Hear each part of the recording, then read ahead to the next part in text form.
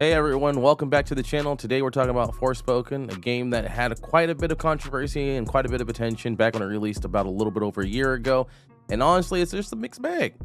After spending a decent amount of time with it, we're here to give you a full breakdown of our honest opinion. And spoiler alert, I'm giving it a C+ overall.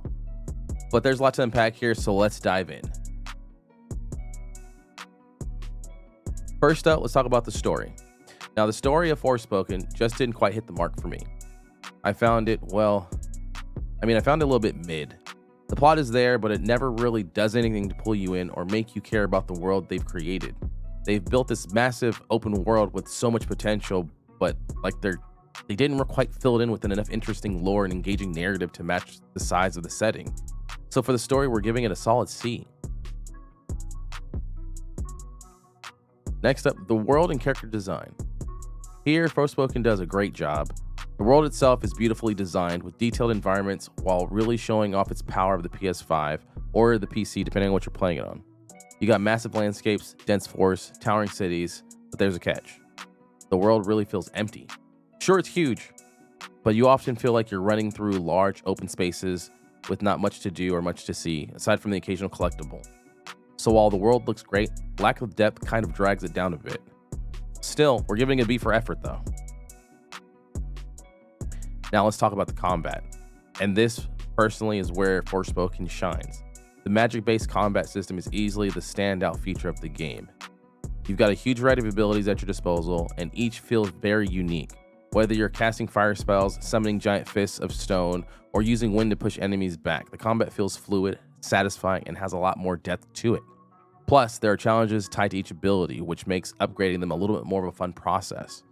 You can really experiment with different strategies and combinations, in my honest opinion. And of course, the combat is a thing that has kept us coming back, and for that, we're giving it an A+. Some of the magic-based combat we've seen in a long time, honestly. Another bright spot for Forspoken is the movement. The parkour system is truly amazing. The fluidity of movement, the speed, the feeling of freedom. It's some of the best traversal I've experienced in a game, and I can't even tell you how long. You feel like you're gliding over the landscape, bouncing off of walls, leaping across rooftops. It's honestly a joy just to move around in the world, and it's one of the reasons why I kept exploring, even when the world didn't feel particularly filled. Now on to enemy design. This is where things are a little bit more hit or miss. In my opinion, the enemies are definitely unique and have their own visual flair, but overall, there's just not enough different types. You'll often encounter the same few enemies with stronger variations as you progress through the game, and it feels like they ran out of ideas a bit here, and it ends up becoming slightly repetitive. Still, the enemies you do face are fun to fight, so we're giving it a B+. It's not bad by any means, but it could have been more varied. The biggest issue I had with the game is the world size, because it didn't have enough to do. The world is massive, but when it comes to exploration, there's not much to fill the space. Sure, there's points of interest to collect, but that felt like filler. Not much meaningful or exciting things to discover. Unless you're someone who likes 100% of the game, you're likely to go find yourself asking, why am I running all the way over here? It's a shame because the world has so much potential, but the lack of compelling reasons to explore just holds it back. If you're planning on playing Forspoken, I highly recommend going on hard difficulty. Normal's far too easy, and I found it just more engaging and rewarding on a higher difficulty. You'll actually feel challenged, and the combat is much more satisfying when you're up against tougher enemies.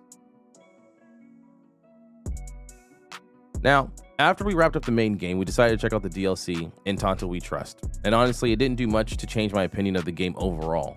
While the DLC does focus on a more localized story, diving more into events that led to the downfall of Athia, it didn't really fix the bigger issue we had with the main game. It's more focused, small narrative, which does offer some kind of interesting lore, but here's the kicker.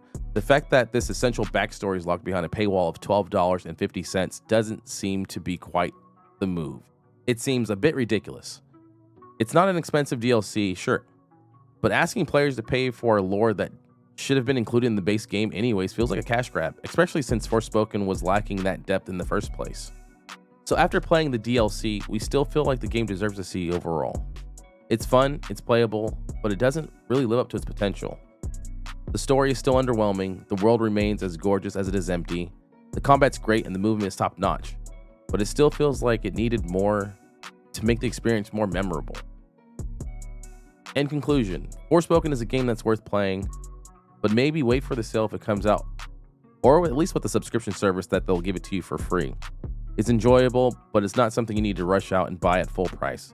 The combat and movement are fantastic, but the lack of story and depth and meaningful exploration holds it back. Definitely try it on hard difficulty for a more engaging challenge. But thank you for tuning in, and as always, if you found this entertaining or informative, please hit that like, that subscribe, and I'll catch you guys in the next one. Peace.